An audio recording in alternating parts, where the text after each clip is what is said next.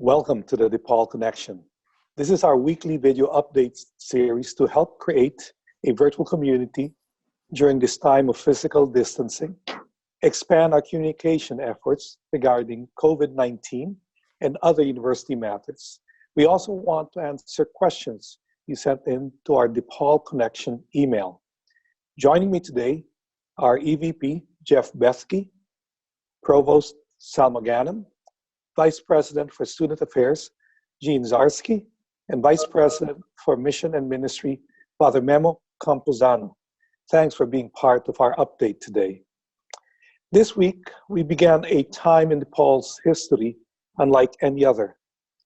COVID-19 has forced universities across the country to modify normal operations to ensure the health and safety of all students, faculty, staff, and members of the university community. On Tuesday, March 31st, Governor J.B. Pritzker extended the stay-at-home order until the end of April.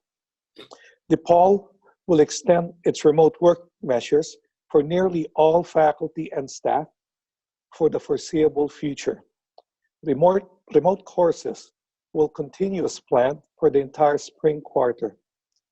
DePaul employees should expect to continue working remotely until the university communicates that on-campus operations will resume. The goal of this measure is to limit physical and personal interaction and hopefully slow or stop the spread of COVID-19. As we adjust to the new normal, I would like to recognize the efforts of our Vincentian community. For example, multiple departments in the College of Science and Health and the School of Nursing donated their supply of personal protection equipment to local hospitals in need. The theater school's prop shop also donated face masks. DePaul faculty and students in the College of Computing and Digital Media and the College of Science and Health are 3D printing face shields as well as plastic covers for N95 face masks. They're using DePaul's equipment in their own homes and have already delivered hundreds of face masks to local hospitals in need.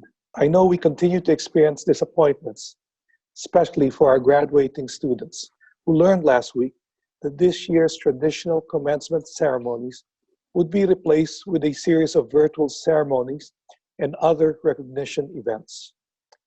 Our intent is to create the best commencement experience possible to recognize and celebrate our gathering. We want a celebration that is safe for all. Despite the challenges and uncertainty of these times, the commitment you've shown to this university is proof that we will get through this together. Based on some of the questions submitted to DePaul Connection, here are some of the things you would like to learn more about. This is for Jeff. Jeff, students are worried about late fees. This is from a DC email. And the question specifically was, I rented a book during winter quarter. I know all facilities have been closed due to coronavirus. Will I get a late penalty or charge for it? So thank you, Gabriel. So 2 points on this. One, as it relates to libraries, we're of course the libraries are continuing to operate in a virtual mode. So if you have a book that you borrowed, we're not assessing fees. So just hang on to that book and bring it back in when we're back on campus and operating more in a normal mode. So that's one piece. As it relates to book rentals, textbook rentals through the bookstore, we sent out a note on the 19th of March extending the deadline for returning those books and also including a free shipping label.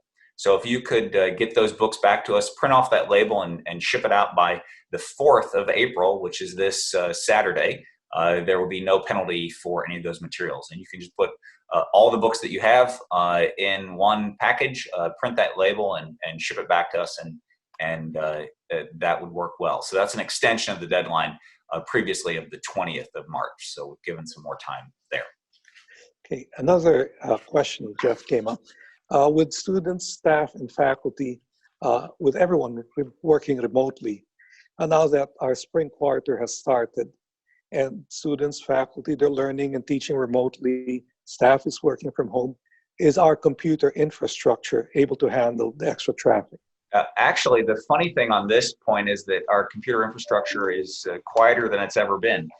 Much of our activity is going through Zoom now and through other platforms. So, and all of us on the administrative side are working from home. So I've been working for several weeks without touching the DePaul network really at all. So from an infrastructure, technology infrastructure standpoint, we're doing fine.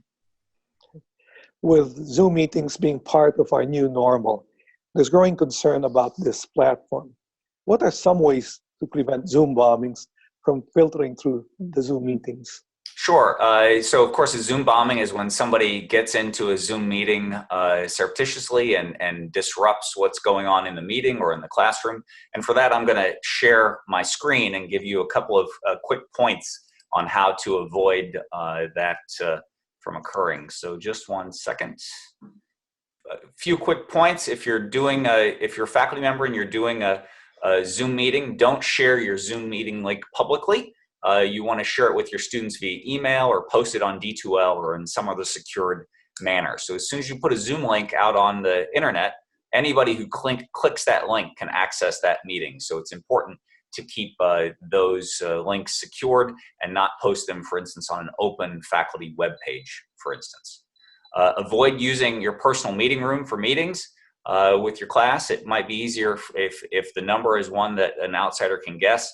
You want to set up a unique link for every class if you can and distribute that in that manner. You want to confirm that screen sharing is disabled. So for this very call, we had to make sure that I had authority to share this screen. So when you're setting up if you're a faculty member setting up a class, you can disable screen sharing and then enable it during the course of the class to allow students to share their screens if that's something that you want to do, but you want to keep it disabled as a default. If someone disrupts the class, you can remove them. So there is a window with the folks that are participating. You can click over their names of that participant and move or remove them to kick them out of your meeting or your classroom. And then lastly, if your meeting is bombed, meaning that somebody is coming in and disrupting it, you can delete that meeting link in your Zoom account to deactivate it, and then set up a new meeting to share with your students. So those are the main tips that we've been communicating to faculty during on this topic. Thank you, Jeff. Very helpful. Salma, students have questions about last week's announcement regarding commencement. As you know, canceling commencement is a huge disappointment, especially for our first generation students who have overcome so many challenges. Can you address the student petition going around in which students are asking to postpone and not cancel commencement? Other universities have pushed it back to August. Why isn't this an option for DePaul? Okay, thank you, Gabe. First of all, we really have not canceled commencement. What we have done is we've decided that the June commencement will be held virtually. This way, we are still honoring our graduates at the time that they were supposed to graduate. We are also looking at a variety of other ways of honoring our students and possibly holding another commencement. But I don't feel comfortable at all indicating that we're postponing it to August if the situation hasn't subsided, because then it will be another set of disappointments. So as soon as we know how this situation is settled, we will be announcing what are our plans to honor our students. Some of the ideas include holding the commencement for 2020 along with our commencement in 2021. I know a lot of people are disappointed, but I would also like to reiterate, Gabe, that we also have a lot of people who are relieved. They are relieved that they don't have to be in a large gathering so close to this outbreak. People also this way have been able to plan what they're going to be doing over the summer. So as soon as we have a better handle on the situation, we'll be announcing the other ways that we're honoring our students. But in the meantime, we will be holding the virtual commencement. Thank you, Salma. Some of our students are concerned about scholarships. In particular, how will students who receive scholarships like those for community engagement be affected, and will they be notified of their options? Absolutely. The Community Service Scholars Program, that I think is what you're referring to, are secure for the spring. So everything is the same unless the student has heard from the university. Other than that, there are no changes that are going to be taking place in the spring. If they have any concerns, they can get in touch with their financial advisor. But a message did go out to the students that their scholarships are secure for the spring. Thank you, Salma. Father Memo, students want to know how they will embrace the mission. One of the comments we received was, I was looking forward to be part of Meet Me at the Mission program at DePaul. How can I still be part of this group when you won't be on campus this quarter?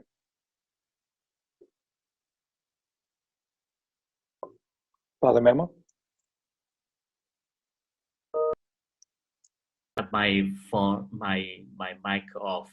So the Meet Me at the Mission team is still offering some virtual programs this quarter in partnership with the Digital Engagement Network. Be sure to find us on Instagram and Facebook to stay up to date on the upcoming events and for the wisdom and inspiration from our Vincentian heritage. This time is really a Vincentian leadership challenge for all of us, a time for us to clarify our values and to activate them. The Meet Me at the Mission project is a constant reminder for all of us that we can all meet each other at the mission. Today, we do not have physical space to meet, but our DePaul mission is our common and our safe place, our common and safe space for all of us to meet. DePaul's mission is that place that we build together in very simple ways. Your commitment with your classes, I'm talking to our students, your commitment with your education right now is essential, is the essential place of the mission for you. And is the essential place of the mission for all of us is our commitment with your education. If today, considering everything that is happening, you decide to move beyond yourself, and you decide to think of others, and you decide to help us conquering the common good, well, you will be inviting us to meet you at the mission, and we will meet you there.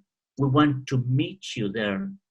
Let us meet each other today in acts and words of solidarity and compassion and understanding and mercy. That's our mission.